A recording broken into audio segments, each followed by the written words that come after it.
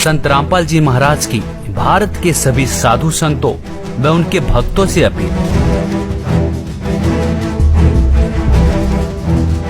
कहा, आपके हित के लिए कह रहा हूँ, मुझे अपना दुश्मन ना समझें।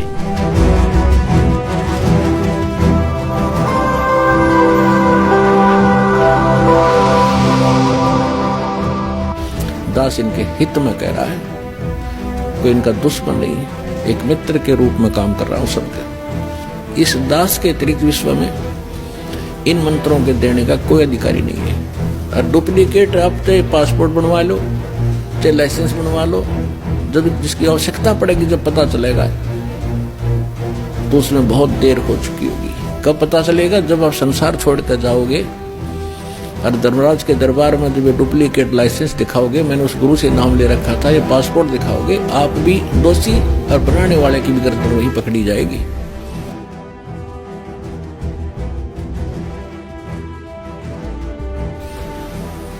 तो उसमें से डर के दास की प्रार्थना इन साधु संत फकीरों से जो गुरु बने बैठे हैं, ठीक है, उनका उद्देश्य भले ही अच्छा होगा, लेकिन वो परिचित नहीं है, कुमार्ग पर जा रहे हैं, स्वयं भी वापस आवे, अपने शिष्यों से भी कह दें कि ज्ञान हमारा ठीक नहीं है, वास्तव में ठीक नहीं है, नहीं तो जनता को तो पता लगेगा। ऐसा कहने से ये संत अब बाहर मुक्त हो जाएंगे, जो आज गुरु बने बैठे हैं, झूठे पासपोर्ट बना रहे हैं, अंत में इनको बड़ी भयंकर मार पड़ेगी। दास इनके हित में कह रहा है, कोई इनका दुश्मन नहीं, एक मित्र के रूप में काम कर रहा हूं सबके। आज भले इनको कोई अपने स्वार्थ से गलत लगता हो, जैसे गोरखनाथ जी को परमात्मा मिले थे। गोरखनाथ जी ये आजकल के तो कोई संत नहीं है जिनको हम संत माना करते थे। गोरखनाथ जी में इतनी शक्ति थी, एक पहाड़ को सोना बना दिया था अपने वचन से, गोल्ड का, और अपने गुरु मच्छिंद्र नाथ उसका 100 फूक दिया था, उसकी अस्थि इकट्ठी करके और उसको अपने वचन से शरीर बना दिया था। और वो आत्मा मच्छिंद्र नाथ की फिर उसमें प्रवेश करती थी, और फिर भी बोला हुआ था, फिर भी मोक्ष नहीं था उसका। अपुन आत्माओं तब परमात्मा मिले थे उनको, और कहा था कि गोरखनाथ में सभी का गुरु हुआ, सबका एकमात्र गुरु मैं हूं पूरे विश्व में। ये संत भाषा है, क्योंकि ये पद्य भाग के अंदर अपने राग के अनुसार बोला जाता है। कहा कि गोरखनाथ में सबन का गुरुआ। अब गोरखनाथ जी क्या कहते हैं, तेरा वचन मुझे लग गए कड़ुआ, कि आप जो कह रहे हो मेरे अतिरिक्त कोई संसार में गुरु नहीं है, तो मुझे आपका ये वचन अच्छा नहीं लग रहा, कड़ुआ लग रहा है, बुरा लगता है।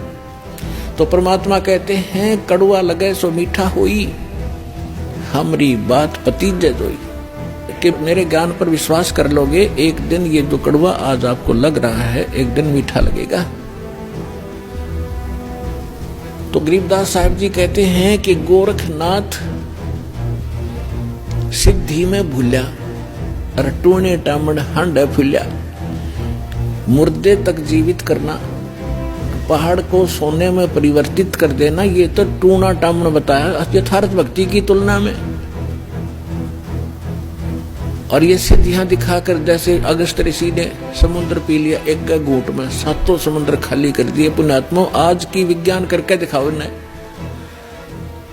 और जो आध्यात्मिक शक्ति है उसके तुलना में ये जो भौतिक विज्ञान तो पासिंग भी नहीं है। लेकिन उन्होंने वो विज्ञान का दुरुपयोग किया, अध्यात्म विज्ञान का। अब ये भी दुरुपयोग कर रहे हैं परमाणु वगैरह बना करके। तो उन्होंने भी ऐसे ही परमाणु बनाए थे, इन सिद्धियां प्राप्त करके लोगों को तमाशा ड्रामा दिखा के अपने साथ लगा लिया और अपने आप में ये प्रभु पा किए। तो गोरखनाथ के विषय में कहा कि गोरखनाथ सिद्धि में भूल्या, भगवान भूल गया, उसी से अपने आप को बहुत बड़ा महापुरुष मान लिया, और टूने टामण हंड फुल्या। परमात्मा ने कहा कि तुम हो जम की फर्दी माही। परमात्मा ने कहा कबीर साहब ने कि हे गोरखनाथ, आप काल की फर्द में हो। फर्द को खूब समझते हैं भगत जो किसान स्तर के हैं, उसकी जो जमीन की फर्द होती है, उसके अंदर उसकी सारी रजिस्टर्ड जो उसके नाम जमीन होती है उसका ब्यौरा होता है कि यह इसकी है, इस व्यक्ति की, वह उसकी फर्द में है, पक्की है वह।